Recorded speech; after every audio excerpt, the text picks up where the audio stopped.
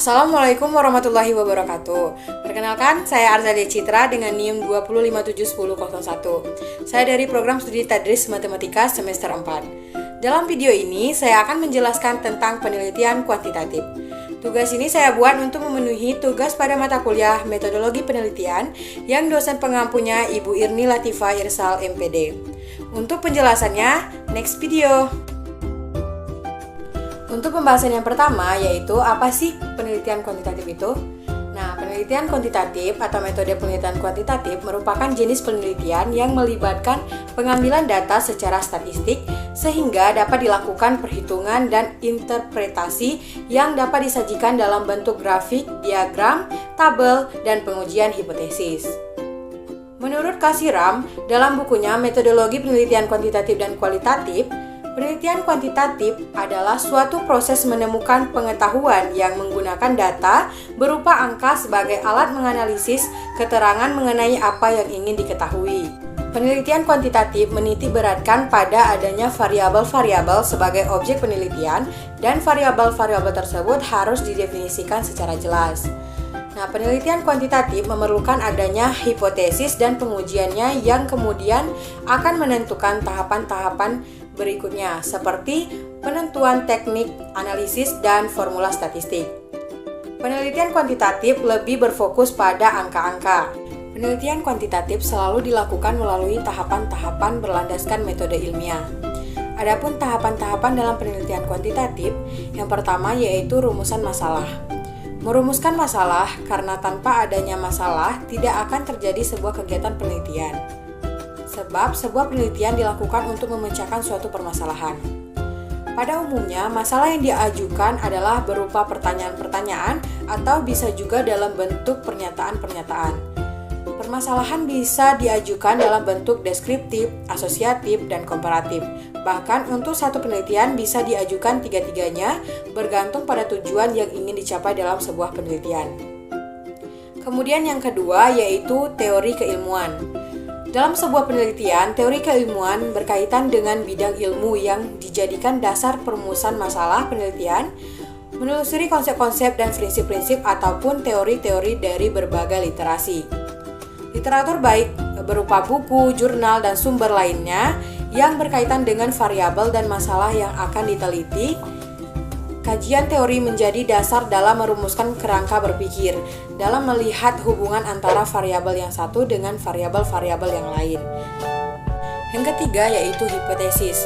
Hipotesis merupakan jawaban sementara atas pertanyaan-pertanyaan dalam rumusan masalah penelitian. Rumusan hipotesis dapat menjadi acuan dalam proses pengumpulan data yang diperlukan untuk menyelesaikan masalah yang ingin dipecahkan dalam suatu penelitian. Dalam rumusan masalah penelitian, dituntut untuk dapat memperkirakan bagaimana hasil penelitiannya nanti, atau lebih mudah dikatakan bahwa hipotesis adalah kesimpulan dari penelitian yang belum terbukti kebenarannya, atau disebut dengan dugaan sementara. Kemudian yang keempat yaitu pengujian hipotesis. Pengujian hipotesis ini merupakan pengumpulan fakta-fakta yang relevan dengan hipotesis yang diajukan untuk memperlihatkan apakah terdapat fakta-fakta yang mendukung hipotesis tersebut atau tidak. Untuk menguji hipotesis dalam proses verifikasi data, ada beberapa hal yang harus diketahui, yaitu apakah bentuk datanya, apakah data nominal atau ordinal, atau data interval atau data rasio. Kemudian dari mana itu diperoleh, dan kemudian selanjutnya bagaimana teknik untuk memperoleh data tersebut serta apa alat yang digunakan. Dan yang kelima yaitu kesimpulan. Kesimpulan dalam penelitian yaitu dengan seluruh temuan penelitian atau hasil penelitian menjadi beberapa kalimat yang efektif. Jadi, kesimpulan pada hakikatnya adalah jawaban atau rumusan masalah yang telah dibuat sebelumnya. Jadi untuk isi kesimpulan ini harus bisa menjawab dari rumusan masalah yang sudah dipaparkan. Selanjutnya yaitu jenis-jenis penelitian kuantitatif. Yang pertama yaitu korelasi. Macam-macam metode penelitian kuantitatif seperti korelasional adalah penelitian dengan tujuan untuk mendeteksi tingkat kaitan variasi-variasi yang ada dalam suatu faktor dengan variasi-variasi dalam faktor yang lain, dengan berdasarkan pada koefisien korelasi. Kemudian yang kedua yaitu deskriptif. Metode penelitian kuantitatif dengan suatu rumusan masalah yang memadu penelitian untuk mengeksplorasi atau memotret situasi sosial yang akan diteliti secara menyeluruh, luas, dan mendalam. Kemudian yang ketiga yaitu kausal komparatif, evaluasi untuk mengetahui kemungkinan hubungan sebab dan akibat. Yang keempat yaitu komparatif. Penelitian kuantitatif seperti yang komparatif berfungsi membandingkan dua perlakuan atau lebih dari suatu variabel atau beberapa variabel sekaligus. Yang kelima yaitu eksperimen. Penelitian kuantitatif ini dilakukan untuk menguji efektif atau tidaknya variabel eksperimen. Penelitian eksperimen biasanya lebih banyak digunakan dalam bidang eksak. Yang keenam yaitu survei. Metode penelitian kuantitatif seperti survei digunakan untuk memperoleh atau mengumpulkan data informasi tentang populasi yang besar. Biasanya menggunakan sampel yang relatif lebih kecil. Macam-macam metode penelitian kuantitatif seperti survei ini digunakan untuk memecahkan masalah-masalah isu skala besar yang aktual dengan populasi sangat besar, sehingga diperlukan sampel ukuran besar. Yang terakhir yaitu inferensial. Inferensial merupakan salah satu macam-macam metode penelitian kuantitatif yang melakukan analisis hubungan antar variabel dengan pengujian hipotesis. Berikutnya yaitu karakteristik penelitian kuantitatif. Menurut Nur tahun 2010, karakteristik penelitian kuantitatif yaitu yang pertama, penelitian kuantitatif disebut juga penelitian rasionalistik, fungsional, positisme, dan penelitian dengan pola pencarian kebenaran dari luar.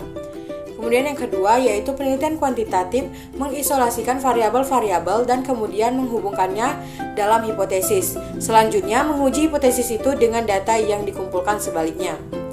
Yang ketiga yaitu dalam penelitian kuantitatif variabel-variabel menjadi alat atau komponen utama dalam melakukan analisis. Yang keempat yaitu dalam kegiatannya penelitian kuantitatif memandang melalui lensa kecil, melihat dan memilih serta memperhatikannya hanya beberapa buah variabel saja. Kemudian yang kelima yaitu dalam pengumpulan data, penelitian kuantitatif menggunakan instrumen yang ditentukan terlebih dahulu. Yang keenam, penelitian kuantitatif menuntut jawaban yang pasti, jelas, dan tidak ambigu. Dan oleh karena itu, instrumen dalam bentuk kuesioner mungkin sangat tepat dalam pengumpulan data. Yang ketujuh yaitu pada umumnya penelitian kuantitatif bermain dengan angka-angka. Yang kedelapan, desain penelitian kuantitatif bersifat tetap atau permanen, misalnya besarnya sampel, siapa dan bagaimana memperoleh sampel pada umumnya tidak dapat diubah-ubah. Yang sembilan yaitu hasil penelitian kuantitatif dirumuskan hanya berdasarkan data yang ada. Yang ke-10, pada penelitian kuantitatif, pengidentifikasian variabel dan perumusan hipotesis pada umumnya didasarkan pada teori-teori atau konsep-konsep yang telah ada. Yang ke-11, perumusan konsep teori dan kesimpulan pada penelitian kuantitatif dilakukan dengan metode deduktif. Yang terakhir, dalam penulisan laporan hasil penelitian kuantitatif lazimnya bermain dengan tabel-tabel data analisis statistik. Demikianlah penjelasan dari saya mengenai penelitian kuantitatif. Semoga bermanfaat. Saya akhiri, wassalamualaikum warahmatullahi wabarakatuh.